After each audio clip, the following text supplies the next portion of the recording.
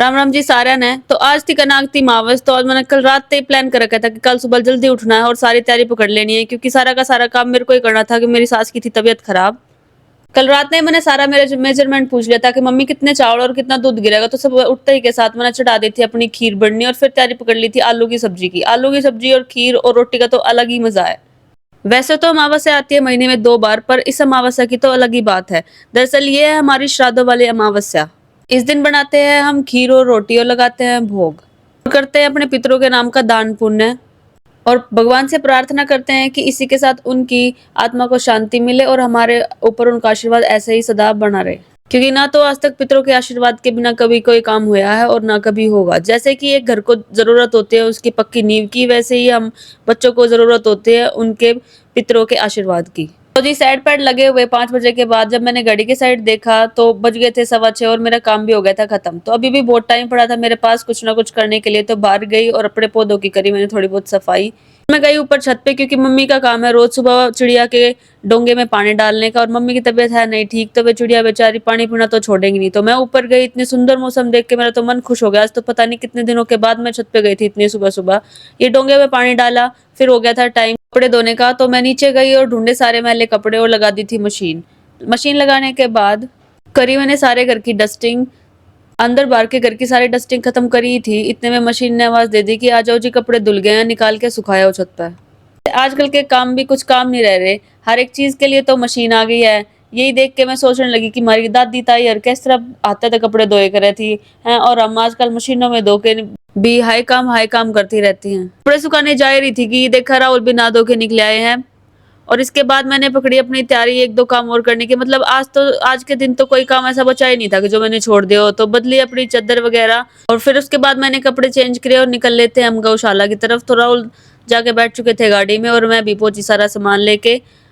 गौशाला पहुंच के हमने देखी कि कितनी जबरदस्त भीड़ है। मतलब कि हमें 100 मीटर दूर तो हमने अपनी गाड़ी पार्क करी, फिर अपने गाय की रोटियां निकाल के हम चल दिए थे गौशाला की तरफ। इस गौशाला के सामने से तो मैं लगभग रोज ही निकल लेती थी, पर मैंने कभी सोचा नहीं था कि गौशाला अंदर से इतनी बड़ी होगी। अंदर गए और देखा कि कैसे गलियों में से निकल निकल के अलग अलग एरियाज में पहुंच रहे थे, और अलग अलग तरीके की गाय बंधी हुई हमें वहां पे मिल रही थी। अंदर जाके नजर गई इस छोटे बछड़े पे, और देखते ही मन में आया कि बच्चे किसी के भी हो, शरारती जरूर होते, कैसे हरे चारे का गद्दम बना के बैठा हुआ था। आज था आखिरी रात, तो गौशाला में भी पूरी की पूरी भीड़ थी, और राहुल ने बहुत कोशिश करी कि ले गाय कोई ना कोई रोटी खा ले, पर हर एक गाय बहुत ज्यादा चिकी पड़ी थी। हमने भी हर एक गाय के सामने रोटी पेश करी, और जिसका मन हुआ उसने खाया, और जिसका मन नहीं था उसने अपना मुंह घुमा लिया।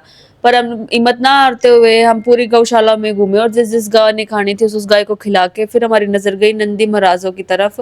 नंदी महाराज को हमने बची हुई रोटियां खिलाई, क्योंकि राहुल का कहना था कि कविता ये भी जीव है, सारे के सारे गाय को तो खिला रहे हैं पर इनके साइड कोई नहीं देख रहा, तो कुछ रोटियां हमने इनको भी खिलाई। तो रोटी खिलाने के बाद हमारा अगला स्टेप था गाय को खिलाना था कुछ मीठा। तो मीठे के तौर पे हम लेके आए थे गुड़। तो हर एक गाय की खोर में कुछ गुड़ के पीसेस डाले। गुड़ के पीसेस डालने के बाद हमने अपना अगला कार्यक्रम था कि खाना तो खिला दिया था, तो उसके बाद पानी जरूर पिलाना है। तो राहुल ने पिलाया हर एक गाय को पानी। और ये देखो छोटे छोटे से प्यारे प्यारे से बछड़े ऐसे लेटे हुए थे कि आओ और हमारे साथ खेलो या कुछ भी करो।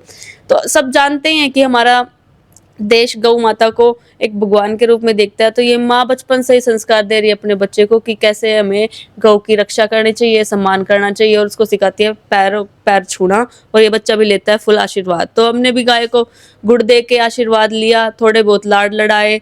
लाड लड़ाने के बाद मेरे को ये रियलाइज हुआ कि बचपन से तो मैं गाय भैंसों के बीच में हुई, पर अब कुछ टाइम से मैं बिल्कुल इनसे दूर हो गई हूँ। तो आज सिर्फ आज ना आके मेरे को जब भी मौका मिले तभी मेरे को गौशाला आना चाहिए।